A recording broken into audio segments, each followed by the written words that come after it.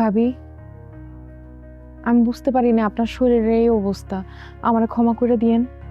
না গো বইন, তোমার কোনো দোষ নেই।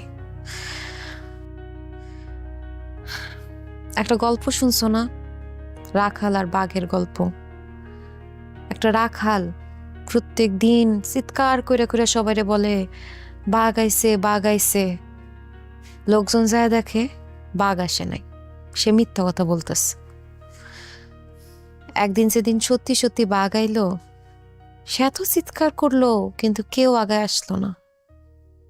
আমগো অবস্থা হয়েছে তাই। মানে কি? মানে ভাই,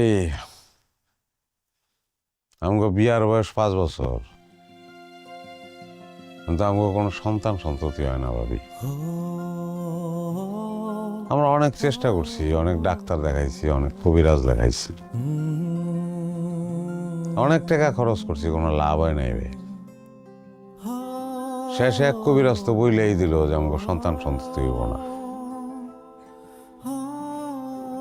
খুব হতাশ হয়ে গেলাম, মনটা খুব খারাপ হয়েছিল। আমি একটা কর্মঠ মানুষ ছিলাম ভাই, তারপর থেকে কাম কাজ বাদ দিয়ে দিলাম। কাম করতে ইচ্ছা করে না, অনেক কে লেগে করবো, কার লেগে করবো। নিজেকে মধ্যে ঝগড়াঝাটি সবসময় লেগে থাকতো। একবার এরকম হয়, রান্ধে নাই, আমারও খিদা লাগছে, এই লইয়া ঝগড়া লাগলো। ঝগড়া করতে করতে এক বাড়ির উপর দিয়ে যাইতেছিলাম, তারা ঝগড়া শুনে ডাইকে আমাকে খাওয়াইলো। আমাকে মাথার মধ্যে ঢুকে গেল যে ঝগড়া করে তো ভাত খাওয়ান যায়।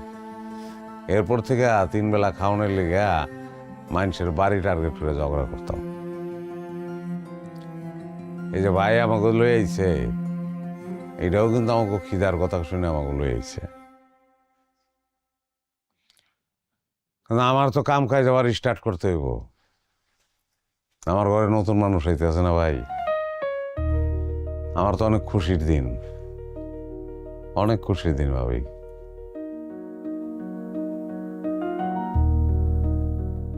না জোরা